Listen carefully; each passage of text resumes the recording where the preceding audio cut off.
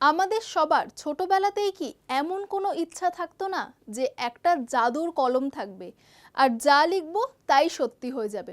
ঠিক এমনই এক অদ্ভুত আর জাদুকরী কলমের গল্প নিয়ে বড় পর্দায় আসছে নতুন বাংলা ছবি ম্যাজিক পেন। টলিউডে এবার সামাজিক বার্তার সাথে মিশছে ফ্যান্টাসিও।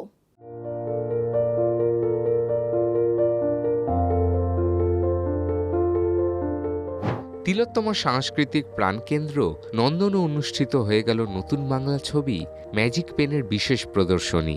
গত মার্চ মাসে মুক্তি পাওয়ার পর থেকেই পরিচালক অরুদীপ্ত দাশগুপ্তের ছবিটি দর্শকদের মধ্যে কৌতূহল তৈরি করেছিল। এই ছবির প্রযোজক শিশির কুমার সাঁতরা। এবার সেই ভালো লাগার রেস ধরেই আয়োজিত হলো এই স্পেশাল স্ক্রিনিং।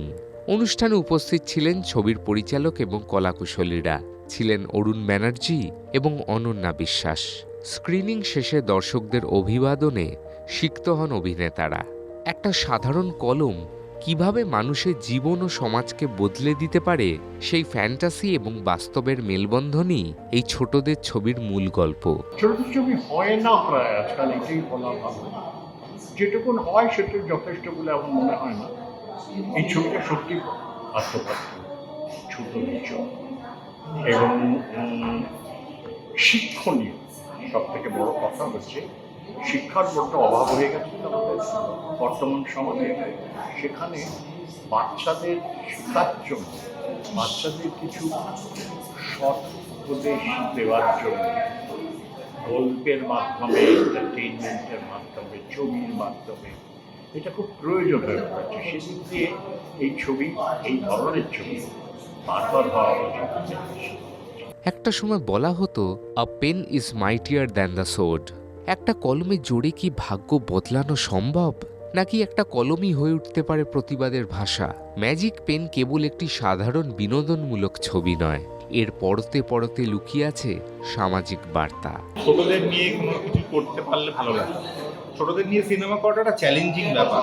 তো সেই চ্যালেঞ্জিংয়ের জায়গা থেকে দাঁড়িয়ে সিনেমাটা করা। ছবিটা অলরেডি রিলিজ হয়ে গেছে, অনেকদিন ধরেই হলে চলেছিল। তো আজকে স্পেশাল স্ক্রিনিংয়ে সবাই এসেছি আমরা, খুব ভালো ফিডব্যাক পাচ্ছি। দর্শক আসলে যারা ছিলেন তারা বেরোনোর সময় বলে গেলেন সেটাই প্রাপ্তি, ভালো লাগিয়েছে সবার, এটুকুনি প্রাপ্তি। আমার তো বলার কিছু আমি চেষ্টা করেছি, খুব কঠিন পরিস্থিতির মধ্যে দিয়ে কাজটা করেছি, খুব কম বাজেট, খুব কম শিডিউল, কিন্তু তাও কাজটা হয়েছে এবং আপনারা এখন বলবেন যে কেমন লাগে।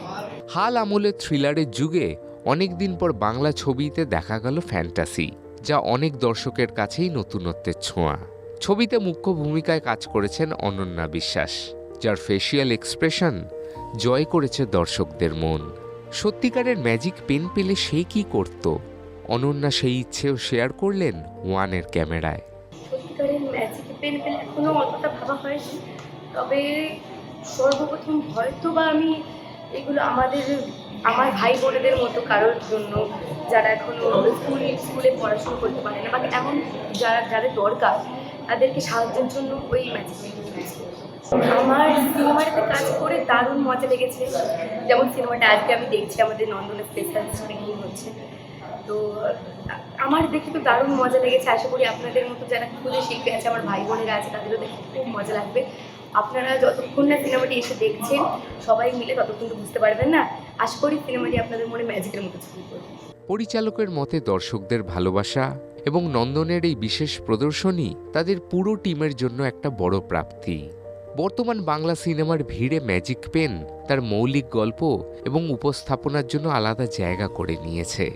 নন্দনে আয়োজিত এই স্পেশাল স্ক্রিনিং সেই সাফল্যের মুকুটে আরও একটি পালক যোগ করল। সায়ন মুখার্জির রিপোর্ট, চ্যানেল ওয়ান।